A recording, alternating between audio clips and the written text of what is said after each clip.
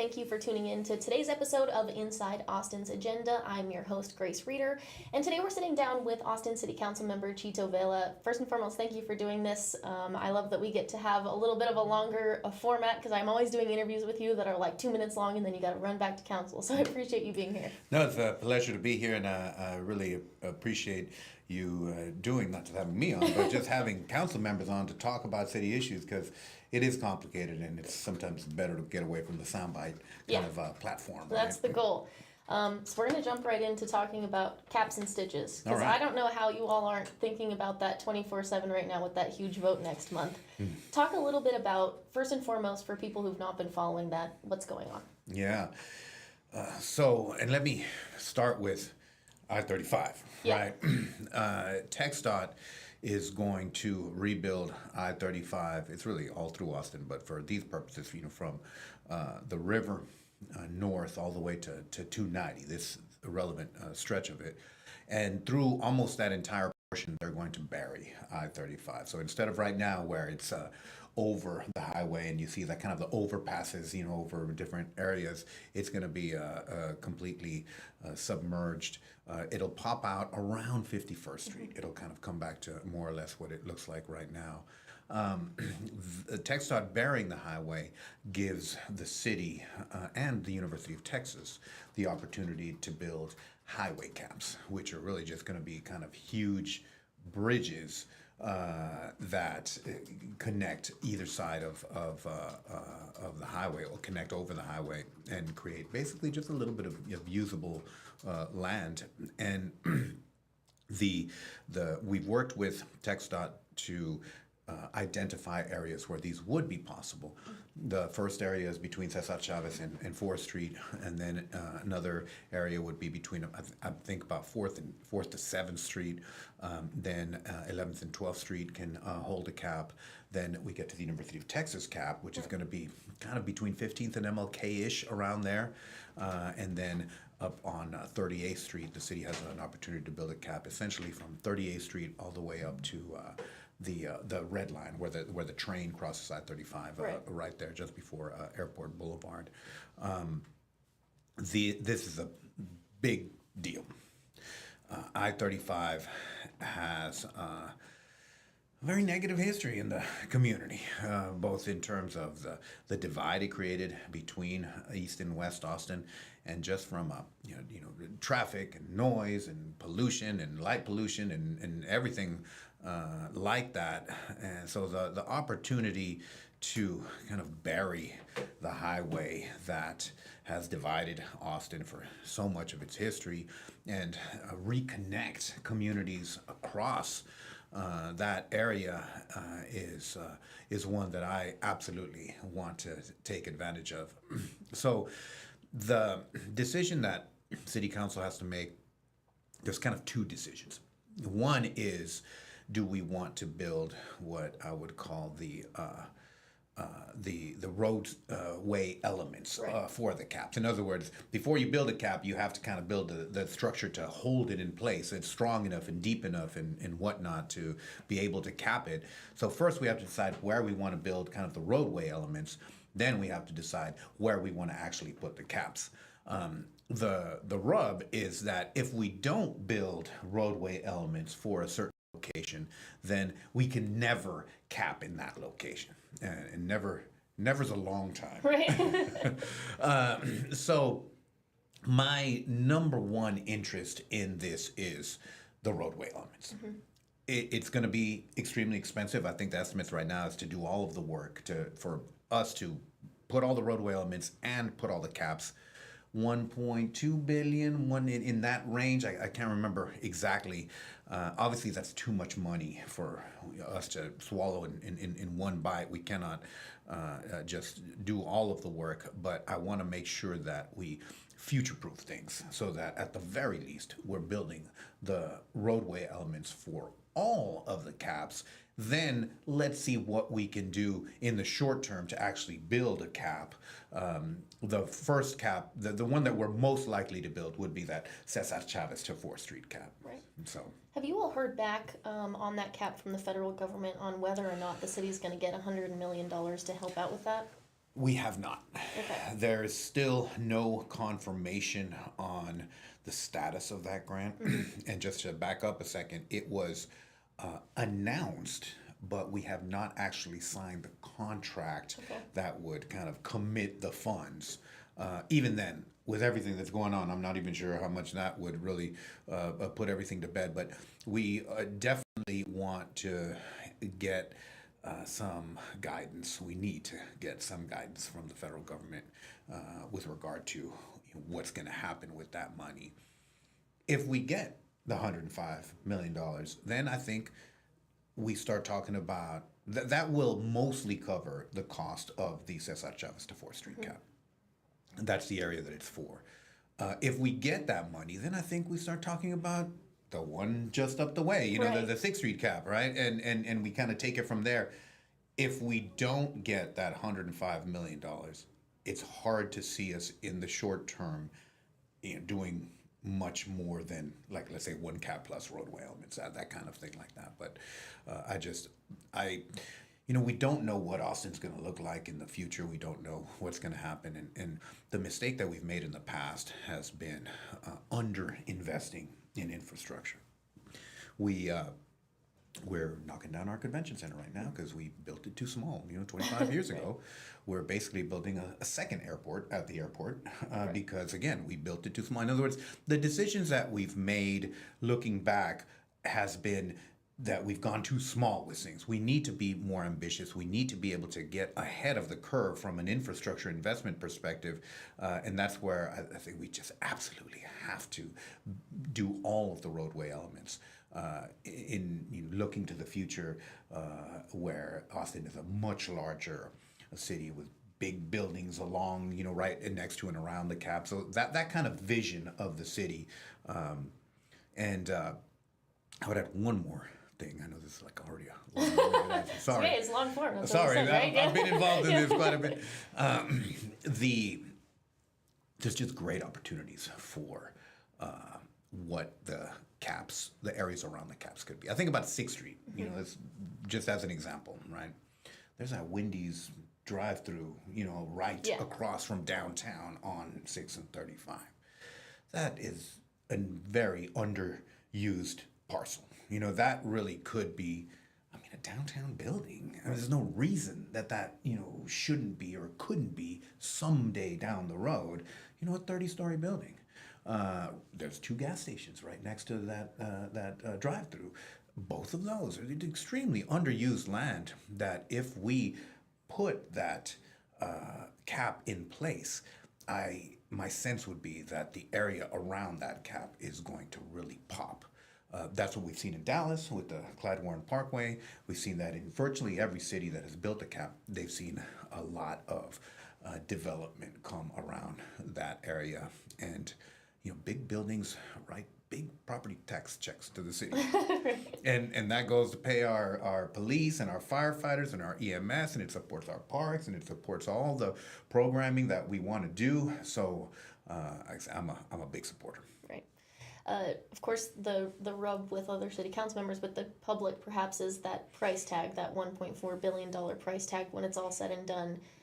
And the city of Austin is working to put together a comprehensive bond package for voters in 2026. There's only so much that the city of Austin can borrow. So I've asked you this question before, but I think it's worth asking again. How much do you think it's appropriate to take away from that comprehensive bond package in what you ask of potentially voters for this project? Yeah. I would answer that by saying the roadway elements have to be built. The caps are much more flexible bond, but for example, again, we have lots of needs. We have watershed has needs, and we have parks needs, and we have all kinds of needs in many different areas. The thing that's unique about the 2026 decision is that we can fund watershed in a 28 bond or a 2030 bond or whatever the case may be. But if we don't decide to build those roadway elements in 2026, it's over. We can never go back and undo that decision. This is a generational opportunity, something that's transformative of the city. I don't want to pass that opportunity up. Like I said, there's lots of bond cycles. There's going to be future opportunities to pay for parks and to watershed and transportation and all those things. We miss this opportunity, we shut it down forever, and so that is driving my urgency around the matter. I just want to make sure we don't miss that opportunity. So we mentioned one federal grant that you all are already looking at as potentially no longer receiving. We also learned last week or the week before about a $50 million grant that would have helped protect infrastructure from flooding. Where are you all at with hearing where some of this money, whether it's going to come to the city of Austin or not? There's just a lot of question marks around that. Just to throw another one in the mix, we got a Solar for All grant from the federal government. It was a partnership with lots of different areas, but Texas got a big chunk of money, and Austin got a big chunk of that money, and we're just not sure. I mean, we're moving forward with it, but we're just not sure ultimately, how much is actually gonna come to the city. I would say that thinking about the budget, thinking about plugging gaps in federal funding is a major priority for me. I mean, it wasn't, 4 months ago, but it's a priority now. So we, for example, Austin Public Health recently announced that I think they lost about $15 million. I can't remember the exact amount, Yeah, it but was 15. Yeah. a number of grants have been canceled. A lot of those were related to vaccines, Right. And to essentially kind of making sure that a lot of them really making sure that kind of hard to reach populations are vaccinated. That's important. And I want to make sure that our vaccination levels here in Austin, which have traditionally been very high, stay high, so that we don't see outbreaks of completely preventable diseases like we did in West Texas, in Gaines County out there. So those, I know we can't, we don't have the resources of the federal government. We can't plug every hole that appears in the budget, but we're going to have to try as best as we possibly can to plug those gaps with local dollars.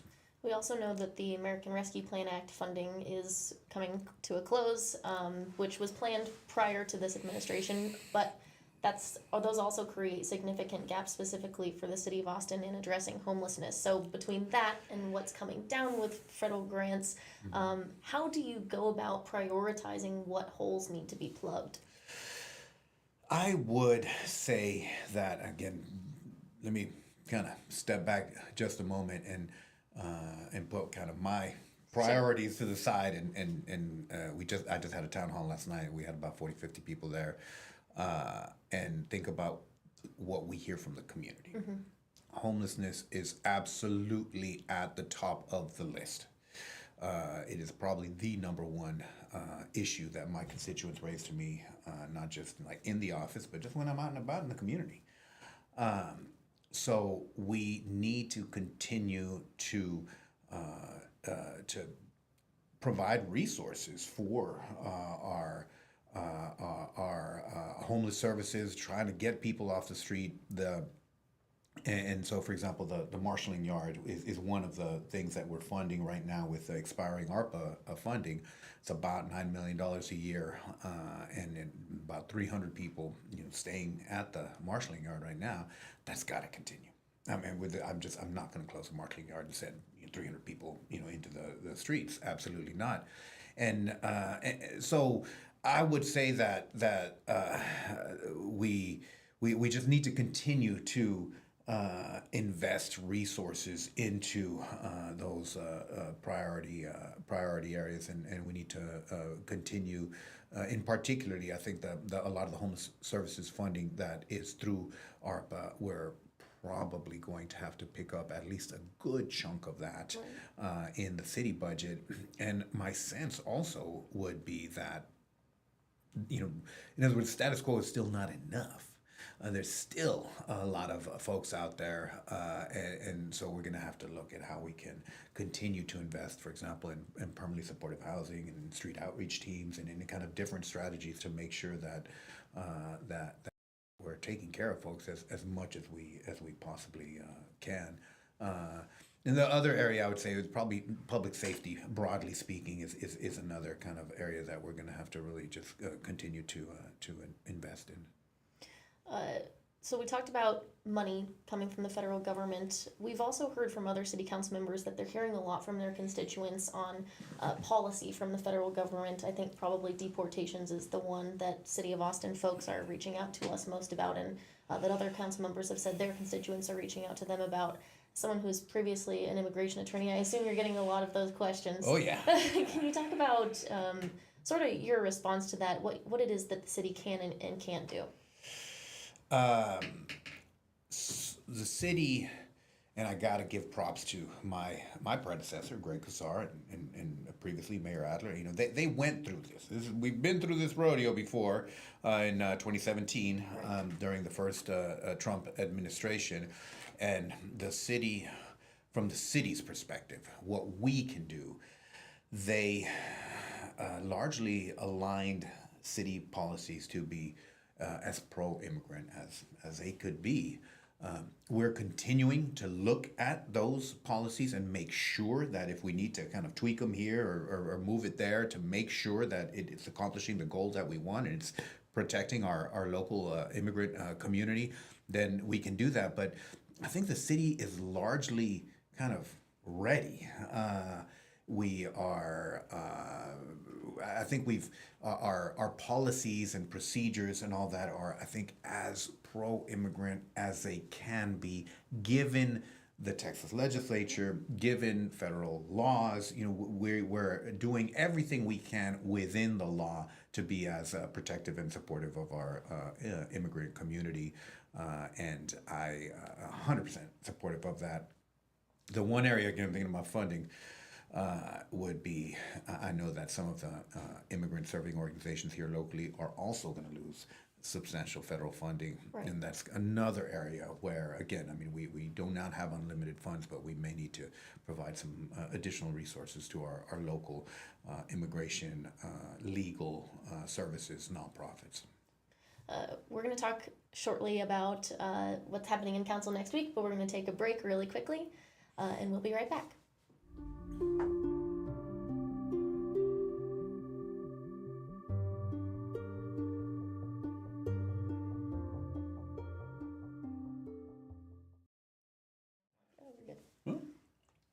Good. Awesome. All right. Welcome back to Inside Austin's Agenda. We're just chatting away. We didn't even stop through the break.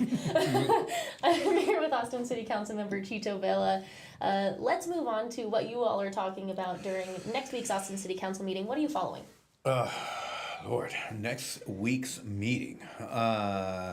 You know, single stair was such I'm still kind of, you know, we single stair was a huge one on the last week's meeting, and then we had a town hall on last night, and so honestly, we're still pending our agenda review. You tell me. Sure, let me tell you. One of the items on next week's agenda that we're following is the significant amount of money that the city, I believe, is spending in GO bonds on a new office space building off of I-35. Oh, yeah. Can you tell me about that one? Oh, yeah. Where Concordia College used to be right there on kind of 35th and I-35, more or less, very close to the University of Texas campus. Some folks built a bunch of, you know, apartment and office buildings.